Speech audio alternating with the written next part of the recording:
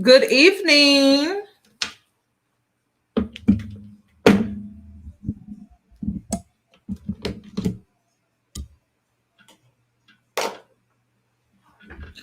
Let me see how many people get in here.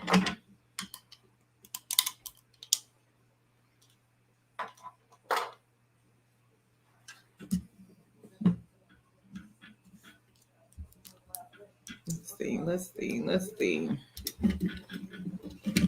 I'm gonna wait. You know what? Let me go ahead and just get into my intro. And then I'll be back.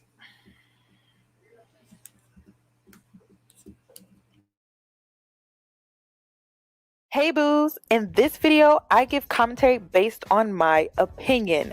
Nothing is to be taken as factual.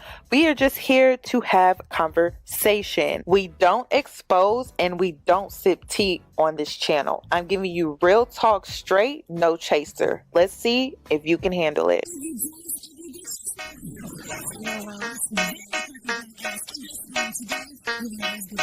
Cause I'm a boss. I haven't done anything for you to be proud of. Of course you have. You are marrying a man who can support you.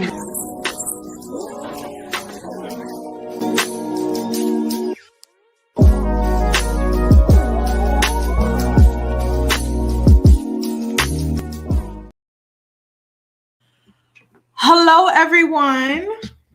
Good evening. So, I wanted to talk about that photo on my community tab. I'm sorry, but I didn't know that I was gonna have stiff wigs upset. I didn't know I was gonna have the Viagra popping, bros upset. I didn't know that photo was going to upset folks in the way that it did. Now, y'all know I like black folks. I love black people. I love black people. However, why is it that why is it that when it comes to black folks, and it's the ones that get triggered, which that's a lot of them. Why is it that people jump to the most extreme and negative conclusion?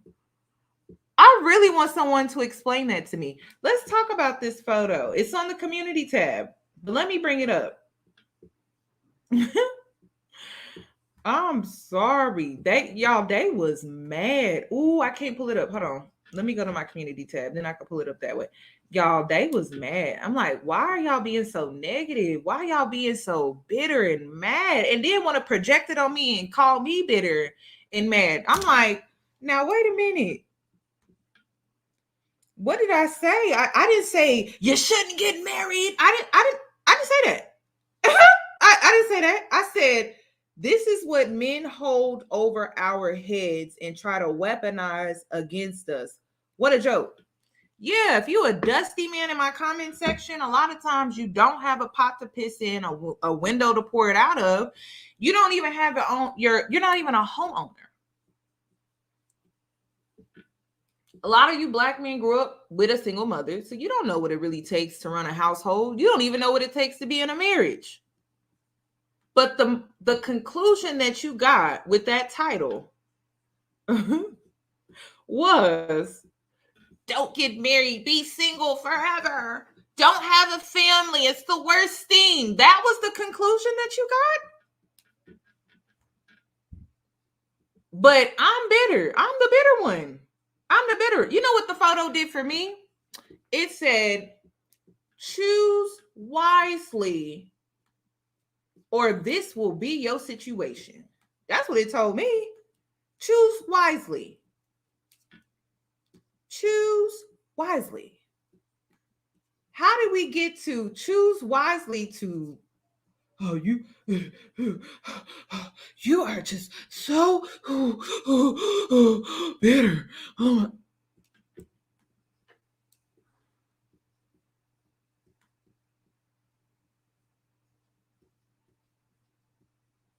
This photo showed me that I needed to choose wisely. I hope it encourages women to choose wisely. To choose wisely. Because it's your choice to choose. To choose wisely.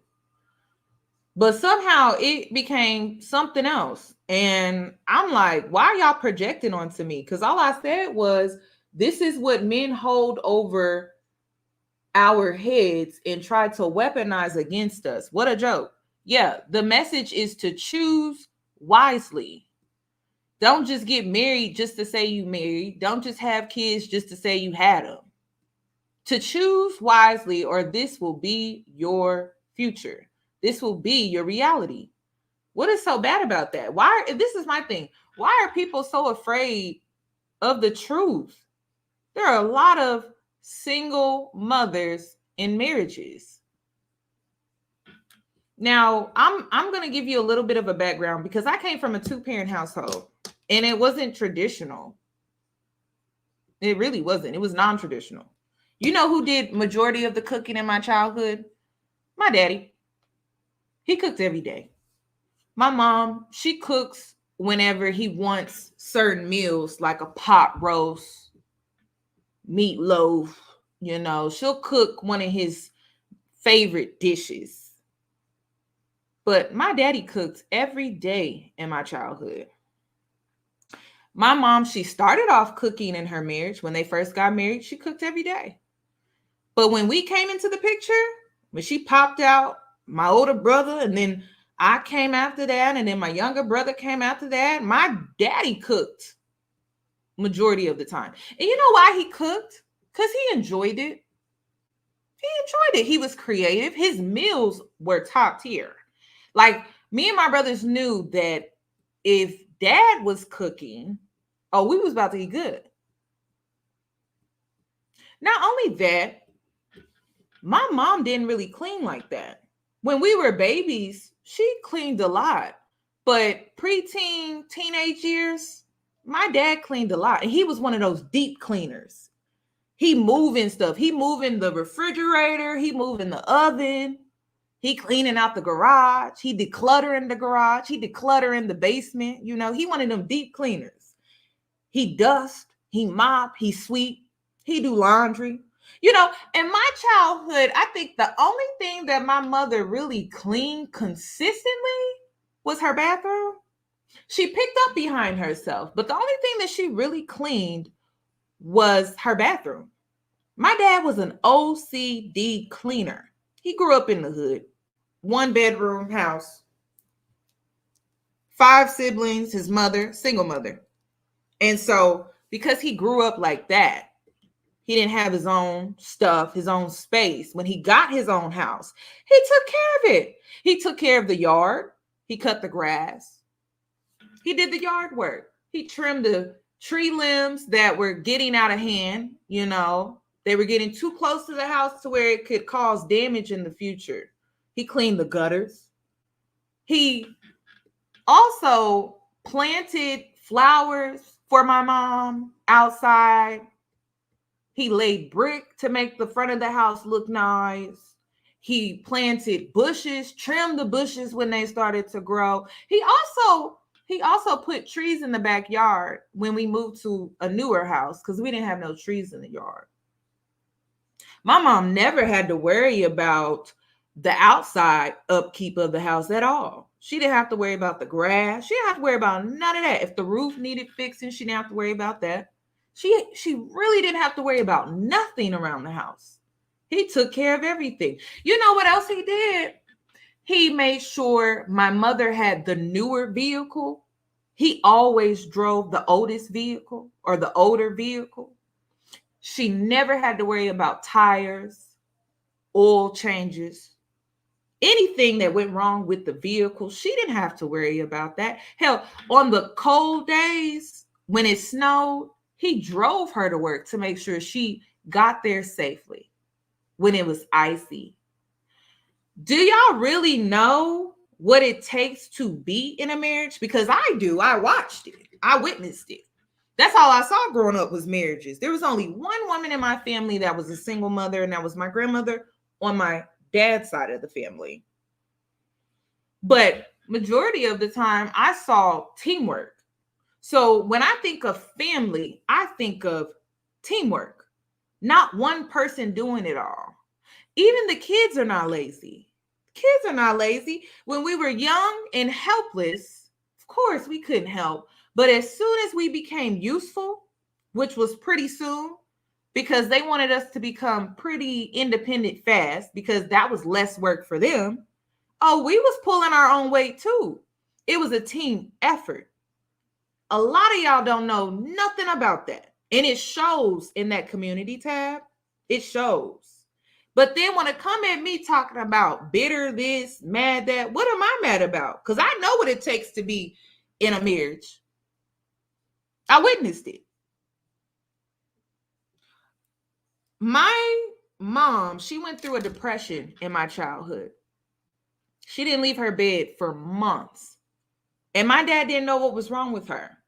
We were young. I had to still be in elementary school.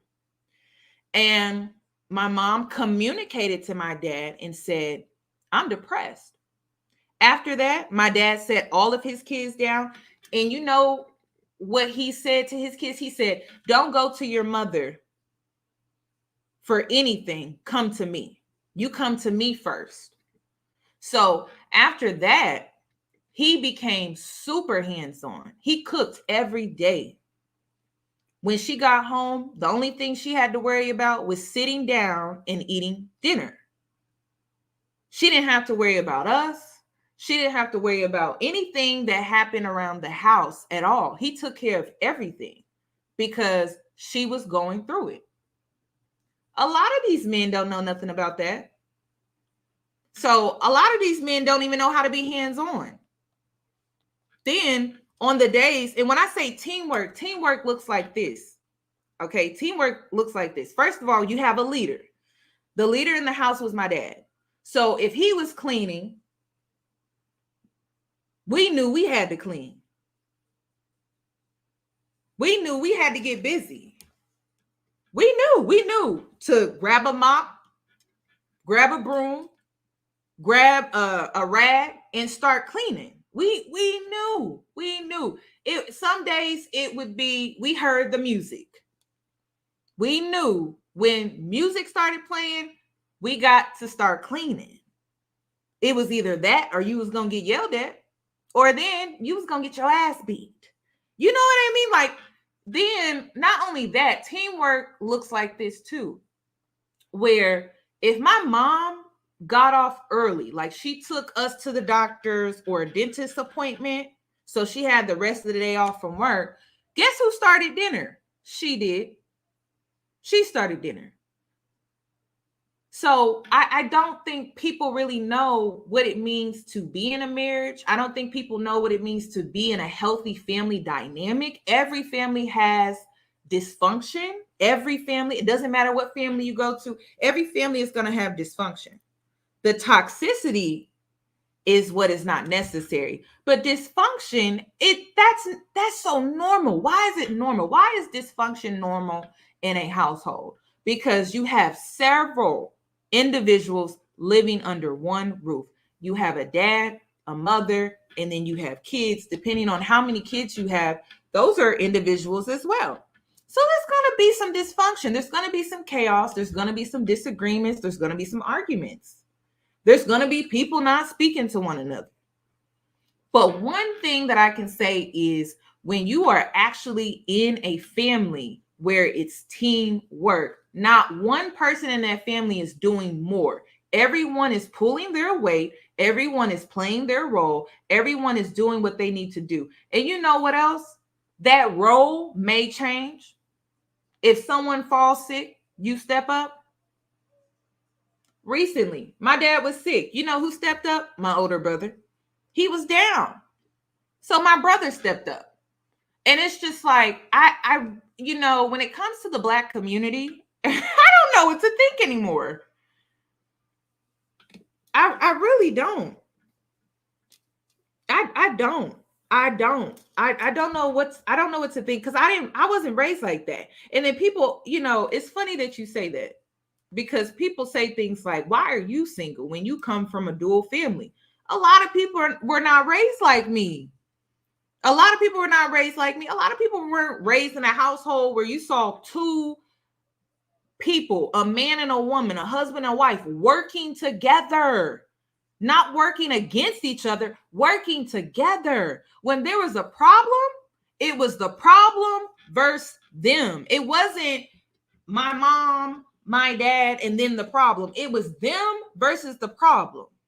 That's how it was. That's what I saw. Today, it's me, then it's them, then it's the problem, and then it's a mess. There's no team. It's I. It's take. Nobody wants to give. And you ask me why I'm single? That's weird. That's weird. Everybody's selfish.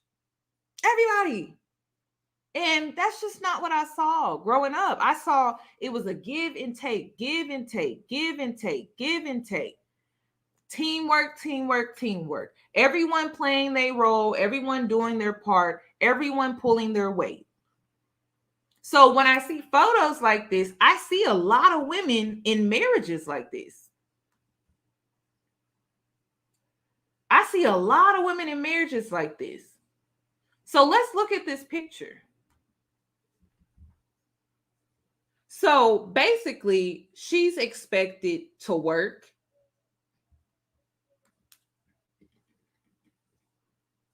Yeah, the woman is not a partner. She is the help. I knew they believed it, but to hear them say it, yep. Yep. So true. Thank you for the super chat. So when it comes to this photo, the woman is expected to work. She's expected to nurture and feed. She's expected with this razor here, she's expected to keep herself up and be feminine and sexy. And also she's expected to be sexual. I'm assuming that's what the panties are for. She's also, because this is her hands right here. It's a feminine hand right here. She's expected to cook. Then you have her hand in the glove right here. She's expected to clean. Then she's also expected to keep her hair done. Natural, right? Natural. We talking about the 4th grade hair. Natural, right? Because she's a Black woman. Natural. Okay. Then we have the baby. And you know, babies are very clingy. And she just needs some time to herself. That is all she needs, is some time to herself. But no, look at all of these demands. Work, feeding the baby, keeping yourself up with the razor, your man, cooking, cleaning, then doing your hair, then the baby.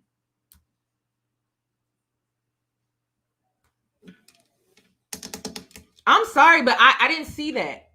I didn't see that growing up. So no, I don't want that. I'm sorry. I don't want that. I didn't see that. Like I said, my dad cooked every day in my childhood. My mom cooked on special occasions. She cooked on Christmas, Thanksgiving. If he wanted something special or she wanted to just cater to him, she would cook for him. My mom, the only thing that she really had to worry about was my dad. He just did not do homework. He was not going to do homework with you. He was not. When I was younger, he helped me with, reading, writing. He would do flashcards with me. But when we got to middle school, we started doing math and we had like biology and all that. My dad was like, I can't help you with that. So that was like one thing. He was like, I'm not going to be able to help you with that. You're going to have to ask your mom about that. The only other thing he didn't do was he was very weird about insects, bugs. Yeah. The man 6'4", 250 plus. And in our old house, we had a real fireplace. And so he had chopped wood. And so he had wood under our deck. And so he went back there to get some wood. And all we hear is this 250-pound, 6'4" sitting man screaming, yelling, jumping, and making a fit. And we thinking he done broke a leg. We thinking something done happened to him. So we all run outside to see what's going on. He picked up a log, y'all, and it was a snail. And so when it came to anything involving animals, bugs, insects, anything like that, he wasn't going to help you with that. He going to start doing all of this. Like, you better get your mama to do it. I ain't doing it. You know, he had his things, but he was very hands-on. A lot of you men don't want to be hands-on. Y'all don't want to cook, clean. My dad did laundry. He did his own laundry.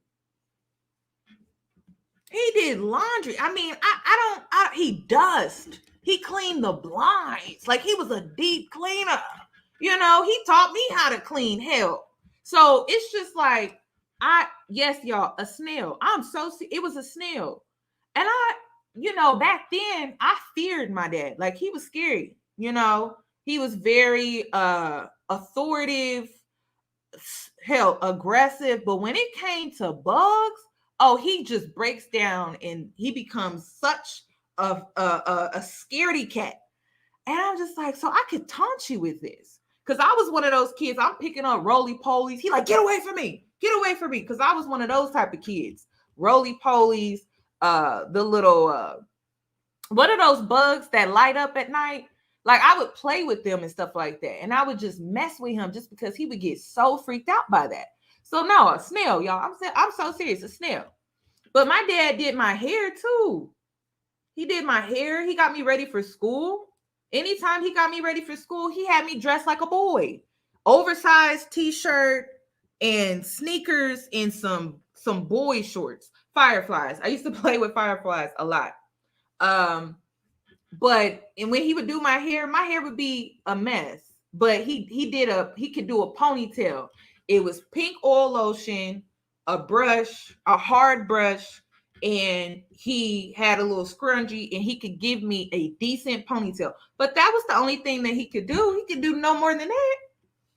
And he would do my hair right in the kitchen as he's trying to rush and get us all off to school. So in my opinion, with men today, y'all don't want to be hands-on. Y'all want to leave everything up to the woman, and you expect for her to do it all. My dad took us to the doctors. And then as we started getting older, my mom started taking us to the doctors. So I can't relate to a lot of y'all's comments in the comment section. I'm like, y'all really expect for a woman to do all of this and keep up with that and keep up and keep herself up and keep herself together? How?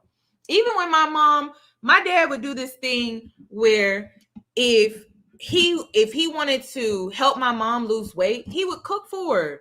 So he would change how he would cook. He would make her fish. He would start to grill a lot. He would grill on the grill pretty much every day, even if it was cold outside.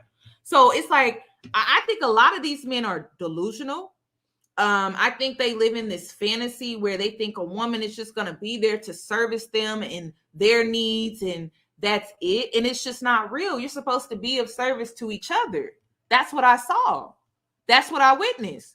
And this is why, like, when I see men today and just hearing their commentary or their opinions on marriage, it is scary.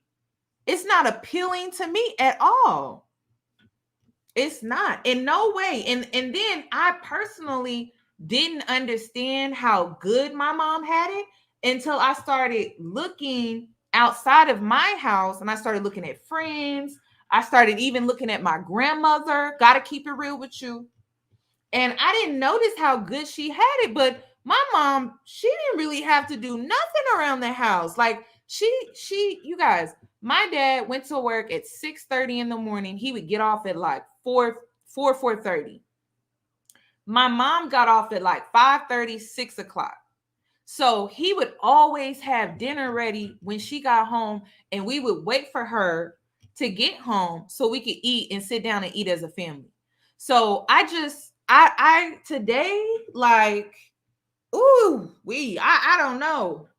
I don't know no more. I don't know what to think anymore. That this could trigger people into thinking that, oh my God, you're telling people not to have a family. No, I'm telling people that if you are gonna have a family, realistically, it involves teamwork. Teamwork. Teamwork. That's the only way that household is going to be healthy. It's the only way that household is going to be structured. That's the only way that household is going to run efficiently to where everyone in the house is healthy. A man will always be able to take on more. That is what my dad showed me. He was able to take on more. So when his wife was dealing with depression, he stepped up and he was able to take on a lot. He was outside doing yard work. He was inside cleaning and cooking and doing all this running around. And my mom, she could just rest. And he was okay with that because he didn't mind doing all of that stuff. And he liked it. He liked keeping himself busy. That he fixed things. So I don't know. I don't know. Like, I don't know what men expect today. I don't. And my dad was a lot of things, but he was hands on with his kids. He was hands on with his house. He was so hands on. There was nothing going on under his roof that he did not know about. And when we became, I want to say preteens to teenage years, my mother didn't even discipline us. She didn't even discipline us no more. She would discipline us as kids, but when my brother started getting bigger, my dad started disciplining. He started disciplining. So if you are a man and you want to have a family, you need to be in the mindset that in order for that family to be ran in a way that is healthy, you need to be hands-on. You have to be the leader of your house. And my dad, I never really noticed it because I was so fixated and focused on the bad things in my childhood. But now that I've gone through my healing journey, there are things that I noticed that, he contributed a lot. He contributed a lot. He worked 3 jobs at one point. And we didn't hear him bitch and complain. We didn't. I never heard my dad complain about working, complain about how he gotta go to work or nothing like that. Ever. He never complained in front of us. So I don't know. Like, I think these men have a fantasy of what marriage is. I think they have their own. And like I said, men and women, we are very similar, but very different. So we have our fantasy of what marriage is. We have our fantasy of what a family would be. And then they have their own fantasy of what marriage is. And then they have their own fantasy of what a family is. And the reason why this is so important is because today, with me and my brothers being grown, we all grown, we out the house. We still know how to come together and work together as a team. So when my grandfather passed just last year, no, the beginning of this year, we all came together. Everyone knew what role they had to play. Everyone knew what role they needed to play. And everyone knew what they needed to do to support our mother into getting her father buried. And my dad didn't have to fight with us. He didn't have to yell at us, nothing. We came together and worked together as a team, just like we did when we lived together. So when you create a household, you create a family, you're raising children, it carries into adulthood. It carries. Like, my brother already knew that he would most likely have to speak at the funeral. So he's already taking the lead as the head of his last name. But it's like, do people even know how to do that anymore? Like, do men even know how to step up like that anymore? I don't know. And seeing my brother speak at my grandfather's funeral, that's when I realized both of my brothers spoke. My older brother, my younger brother. And to see them sit up there and speak, I knew my parents raised them right. And I'm like, wow, like, they should really be proud. Because a lot of men today, oh my God, it's a mess out here, y'all. It's a mess. It's a mess. It's a mess. It's a mess. And so when you start to see men outside of your family versus inside of your family, it ain't the same. It's not the same. It's not the same. It's like a doop doop doop doop. It's a doop doop. But then when you listen to the household that they were raised in, right? Is it shocking that they were stepping up in that way and they didn't need to be told to step up in that way? All they did was ask, Mom, what do you need from me? What you need me to do? Okay, I can do that. I can take care of that. Anything else? Like, they didn't have to be told. They knew. They just knew, and they just did. And we just came together as a family, and nothing really had to be discussed in great detail. We had to communicate, of course, but it didn't have to be like, oh, we need to do this and this. So do people understand that what it really takes to run a family? I don't think people know. I don't. I think men think it's just bossing people around, controlling things, and just thinking that they gonna have somebody there servicing them, worshiping them, and catering to their every needs. But that's not true. That's not true. There's so much more that goes into it. Way more. Way more. And until I hear these men talk about how they're going to contribute, they always talk about what is a woman going to bring? What is a woman bringing to it? I'm like, what are you contributing? Because two parties have to contribute. It's a team effort. What are you bringing? Because it can't just be money. It can't.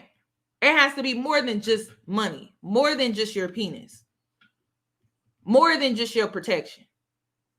Because that's not enough. That's not what being married is. And that's why I can't respect a lot of the things that men today are saying and just talking about. And a lot of men need to understand that because you can take on more, a woman's energy, her sacrifices, and her time and energy that she has to put into a home is going to be drained sooner from her body than yours. So why are you putting more on her? Why are you not taking more responsibility? Make that make sense. Because that's what I witnessed growing up. When my mom couldn't take on anymore, my dad stepped up and he took over. So I don't hear none of y'all talk about that at all.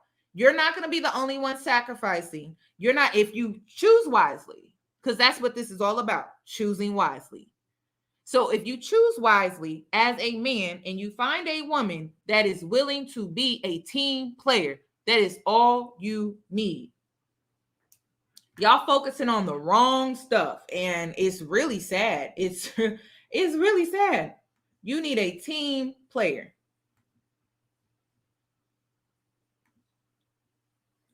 That is the only way you're going to be in a healthy situation or a healthy dynamic. Otherwise, it's a mess.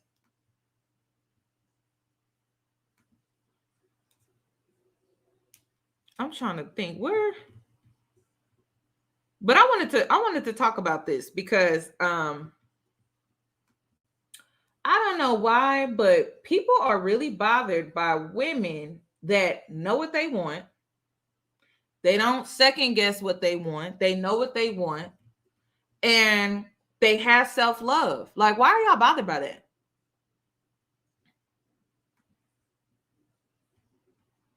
Why are y'all so bothered by that? I don't get that. Why are y'all bothered by women who love themselves? Why are y'all intimidated by women who don't center men in their lives? They just worried about them doing them, focused on them doing what they need to do for themselves. Why are y'all bothered by that? I don't get that.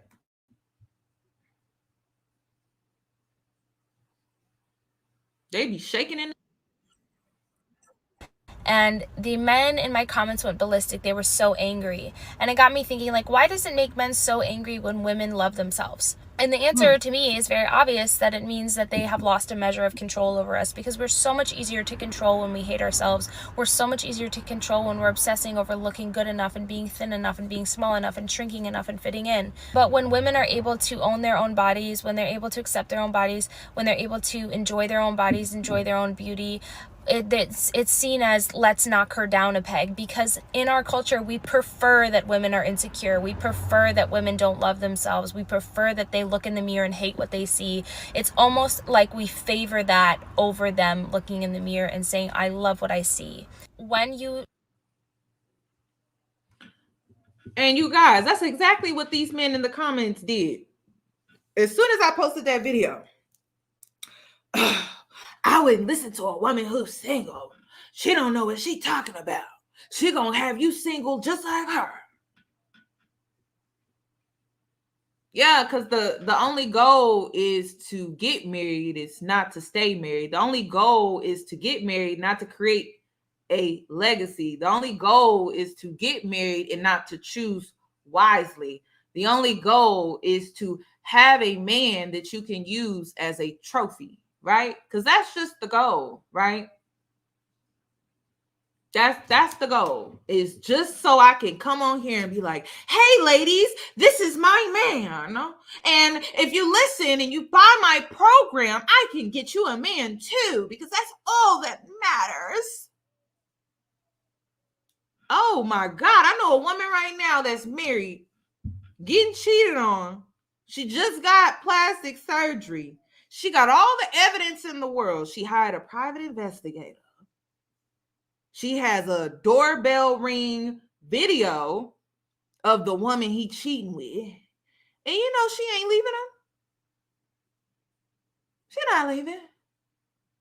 But you know what? Because of how society is set up, because patriarchy has convinced you that the only women you need to listen to are women that are married, you would take her advice. So she's not leaving her man. You want to know why she's not leaving her man? Because she don't want the woman that he's cheating on her with to have him. So she went and got plastic surgery for the second time in hopes that this will change things. But she won't leave him. She not leaving. She not leaving. She lets him cheat in peace.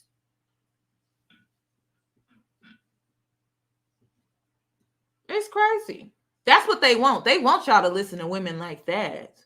They want you to listen to women like that. Oh my God, you're not gonna leave them and they get to cheat? Oh, they love that. It do sound like Cardi's situation, but no, it ain't Cardi. This is a real life situation. This is not a celebrity. This is not a celebrity. So she will not leave this man. She does not want that. Her only reason is she don't want that woman to have him. Choose to love and accept yourself unconditionally. It is the biggest danger to the patriarchy. It's a danger to the people that are trying to sell you products telling you that you're not good enough. It's a danger to the men that are depending on your low self-esteem to keep you small and under control. It's a danger to our political system, because you're going to spend less time thinking about looking good enough and more time thinking about how to change the fucking law to be fair for us.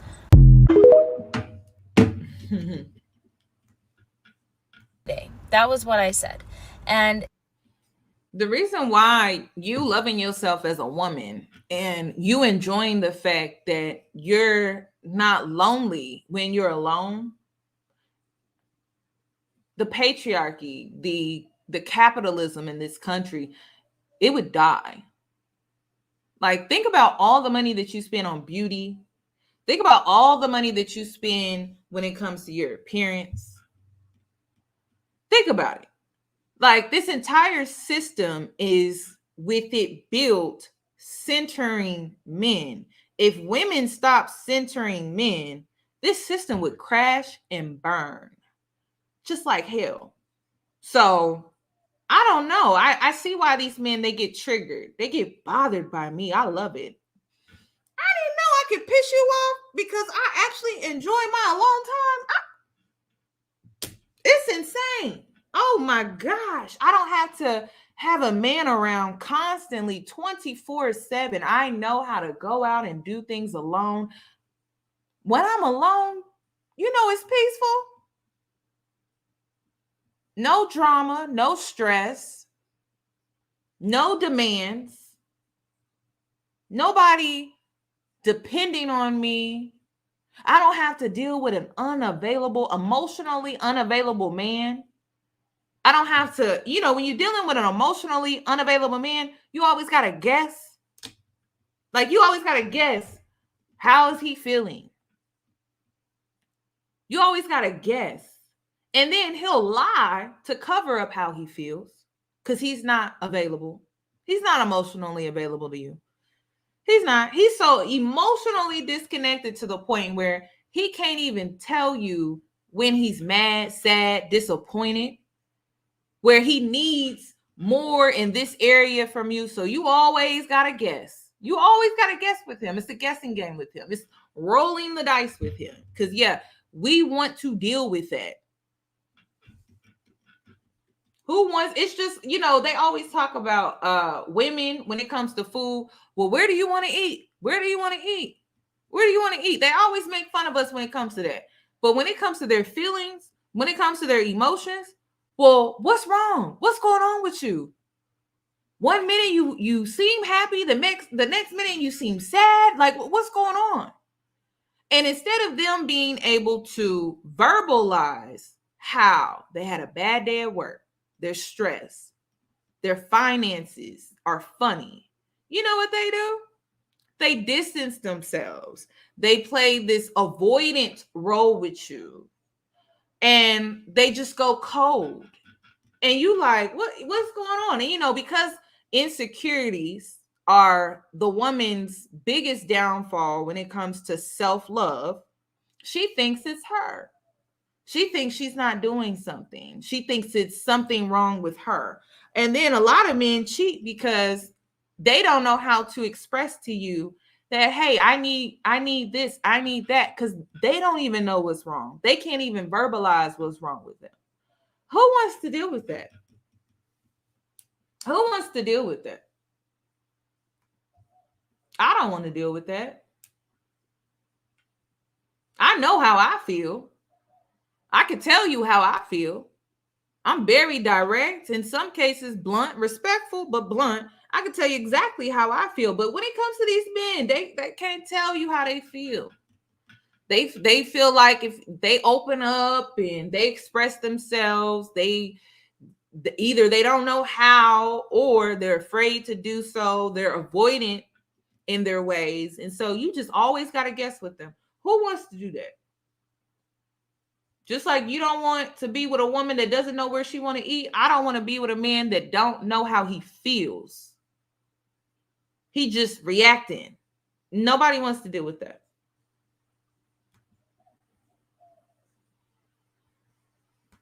Nobody. Because that's too much. Let me move on to this other video. Let's talk about the women that are actually bitter, though, because there are women out here that are bitter. But let's talk about the women that are actually bitter, because it's not single women who have not done what she wanted with her life.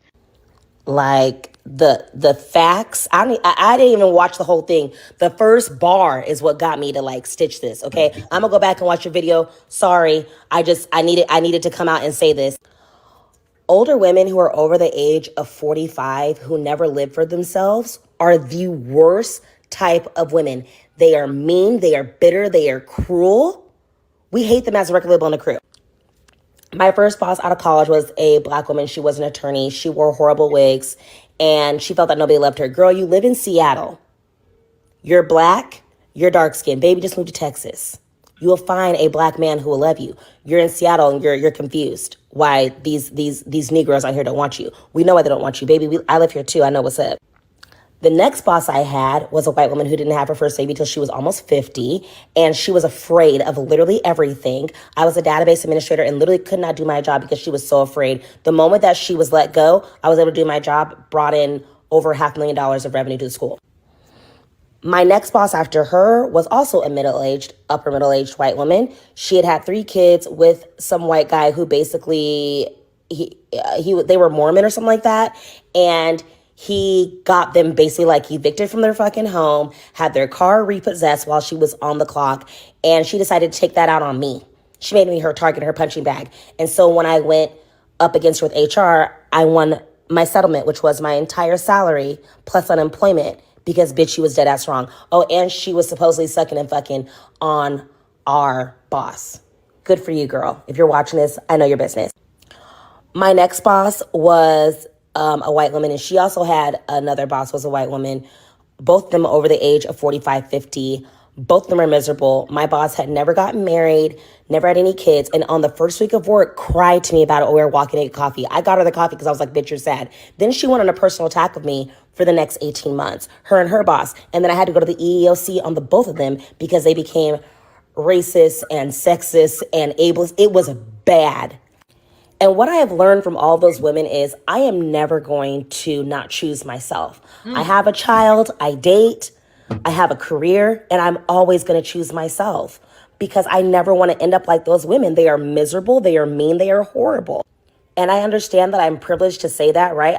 I have the privilege of having a degree in ethnic studies and in women's studies, so I understand the patriarchal system, but I still am just like, my grandma didn't have any of that. She chose herself and has a beautiful life, and she's in her 80s and has a man and buried my grandfather and has money and all that other stuff. And I'm just like, I literally hate old broads who didn't do for themselves. They are the worst type of women.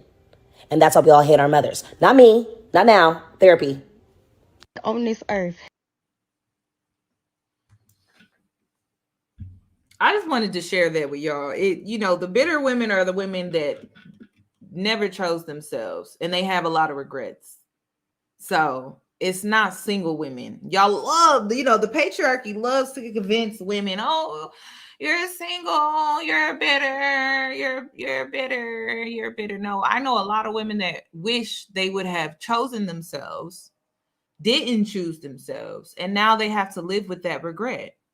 So it is what it is. And to any woman that's out here, it doesn't matter what lifestyle you choose for yourself, whether it's marriage, it's the kid thing, in marriage, it's single and kid free, whatever you choose, just make sure it's for yourself. Because if you don't do it for yourself, you're going to be bitter and mad as hell.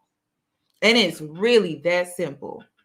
Because if you get yourself in a situation and you did it for everybody else, you did it for all the wrong reasons, you're going to have a lot of resentment and bitterness. So make sure that you're out here making decisions for yourself. Make sure you're out here living for yourself, not according to what these men are trying to fear monger you into. Make sure you're living for yourself. And you know what's so great about it?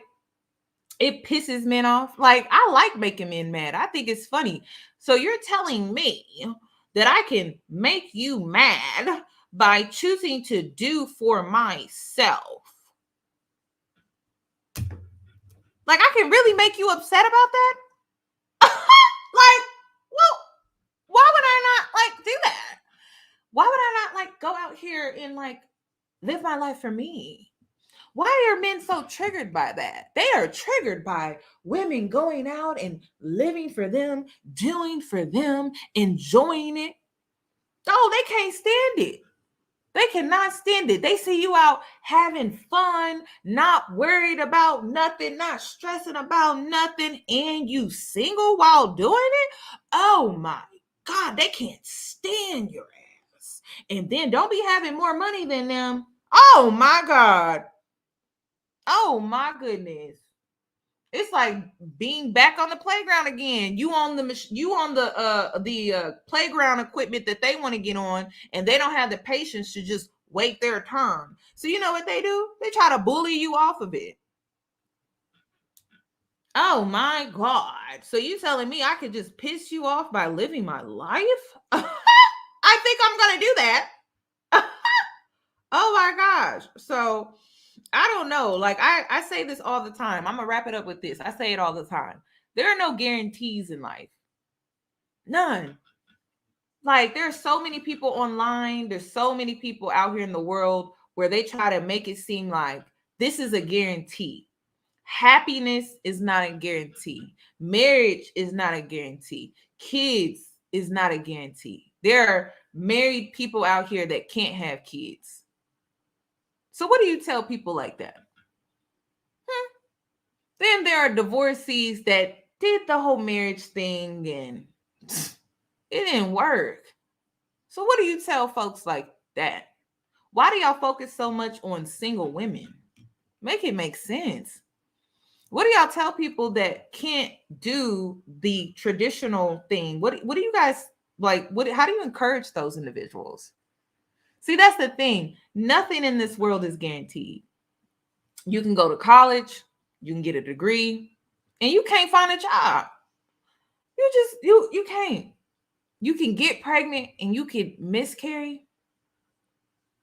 You can meet a man and think he is the most wonderful man in the world. You guys get married, and after the honeymoon phase, it just lost its luster. It's nothing in this world is guaranteed. Like absolutely nothing. Your happiness and your peace is something that you actually have to find within yourself. So then it doesn't matter how life goes, whether you get married, whether you can't have kids, whether you got married and you got divorced, that happiness and that peace is still within you. You went to school, you got the degree, but you didn't get the job. But that happiness and that peace is still within you. You got out here, you started a business. It was going so well. You were doing so well. You made a lot of money. And then you had a fall from grace. But the happiness is still there. The peace is still there within you because it's within you. It's not based off of all of these delusional as material things that you think is going to make you happy. It's something that you actually created within yourself. So that's why I'm not bitter. That's why I'm not mad. Because I know that the only way you can truly be happy is by choosing yourself, by finding peace and happiness within yourself. If you find somebody out here that can see eye to eye with you, you guys can work together as a team, that is great. And I love that for you. But is that going to truly just make your happiness for a lifetime? Hell no. That's not how life works. I'm sorry. Not in this economy. I mean, have y'all been outside lately? Have you been outside in this economy lately? I mean, food is high. Nobody want to hire. School. It's like, should you go to college? Should you not go to college? Are Gen Xers, are you guys going to get your retirement? You going to get your Social Security? I mean, there's so many things that are so unpredictable nowadays. And there are people still out here trying to sell you guarantees.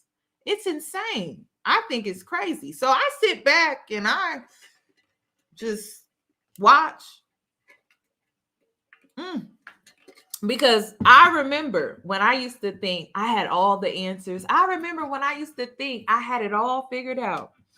But then, I don't know, life comes at you, smacks you on the back of that neck and says, yeah, we played you. And we're not going to make good on that job, that career. We're not going to make good on that money. No, we don't got it. That's how the government works nowadays. So I don't know. There's no guarantees in life. Yeah, except for death. That's a guarantee. You gonna die one day. That's why you need to choose yourself and live for yourself now. That's why millennials, and I hate to say it, but millennials are starting to choose themselves. That's why we're not having midlife crisis. The boomers had a midlife crisis. They had a midlife crisis. But millennials, they're not having midlife crisis. And I think it's because we're constantly on the edge of our seats. We don't know what's going to happen next. We ain't had a stable moment since we've been born. There's always some bullshit happening. So we on the edge of our seats like, well, shit, what's next? We don't know what's going to be next at this point. So we never even got comfortable. So because we never got comfortable, we're not even having a midlife crisis. We're just here for the ride at this point. So it is what it is. It's like, let go of these guarantees, these false illusions that you have created in your mind to have you believe that if you were to complete this thing, that you're just going to be happy. It only happens in movies, books. That's it. It don't happen in real life. Life keeps moving. And that's the thing, because life keeps moving, well, that happiness was short-lived. That peace was short-lived. That didn't last long. And so because us millennials are kind of used to this, like we're used to it. There's always something, it's something happening. You know, it was 9/11. And then it was 9/11, and then what was another special day? 2008. That year was crazy. When the stock market crashed, that was a mess. I mean, millennials, we always living on the edge of our seats, so we don't never get too comfortable with nothing because we don't know how long this gonna last. You know, now then the pandemic, now the recession. I mean, at this point, you know, millennials are just running with the punches. We just rolling with it. We like, well, what's next? You know, that's what we doing. So again, nothing in this life is a guarantee, and it's just, it is what it is. It is what it is. And because the economy is unstable, you just need to be open-minded. Honestly, you need to just be open-minded and prepare yourself to adapt. And that's the best advice that I could give you. But nothing is going to be easy. Like having a family in today's society, that's not an easy decision to make. It's just not. Eggs are like, how much now? $12.99. They're not making it easy for us to be first-time buyers. Everybody comes online and pretends to be rich, but I'm looking at the economy. I'm like, ain't no way we can just keep up with all of this and continue to keep up with all of this. And I feel bad for people that have kids because that's a lot. When my parents were going to the grocery store, that's another thing my dad didn't do. He didn't do the grocery shopping. My mom did. And so every time my mom would go to the grocery store, she would spend $300 on groceries for a family of 5. That would last about 3 weeks. I can't imagine today. I can't imagine what it costs to feed a family of 5 for 3 weeks. I don't want to know. I don't want to know. So, like I said, the only thing that I can really encourage on my platform, and it makes sense and it be sensible, is to be open-minded. Make sure you're out here living for yourself and choosing yourself, and just make sure you're allowing yourself to adapt, because these guarantees that people keep selling you, it just does not align with the 21st century. Like, it just doesn't align with what's actually going on outside. Like, it just doesn't make sense. A lot of us don't even know if we're going to have a retirement, and it just doesn't get any realer than that. So it's like, I don't know. I don't have the answer either. Sorry. I don't got the answer. You need to go talk to somebody else. I don't have the answer. I can't tell you what it's going to be in 5 years. I can't tell you what it's going to be in 2 years. Girl, we don't know. We all in this together. So everybody feel like they got the answer. You had the answer when the pandemic hit. You're going to have the answer when the recession hit. Everybody feel like they got the answer. Listen, we all here just trying to figure it out. But nobody should be in a situation that they don't want to be in. I know that. That's just bare minimum. So that's all I got. I'm going to log out. I'm going to end on this note. Oh my God. It's $1,000. See, I said I did not want to know. It's $1,000 each month for a family of 5. That is crazy. That is insane. Oh my God, that's insane. See, I said I did not want to know because you guys, the last time I lived at home, that was like in 2011. And when the last time I went to the grocery store with my mother, that had to be in like 2008, 2009, maybe $1,000. So yeah, y'all need to be realistic. Like if you're gonna have this conversation about creating a family and having kids, you need to be real about it. Like you need to be real. And that's why this photo was so eye-opening and it triggered a lot of people because it was real. It's the truth for a lot of women and a lot of different races of women at that. So I don't know. I don't know. Oh, girl, that's girl. See, that's a lot. I'm gonna have to say a prayer for y'all because $1,000 a month for some food, that's crazy. We gonna be freezing a lot of food. We gonna be eating a lot of leftovers. You know what I mean? So y'all need to be real about it. Like I said, that's crazy. So that's all I have for this video, you guys. Thank you guys for tuning in. Also, please give the video a thumbs up and share if you would like. Thank you guys so much. And please subscribe if you're new. And I'll see you guys in my next one.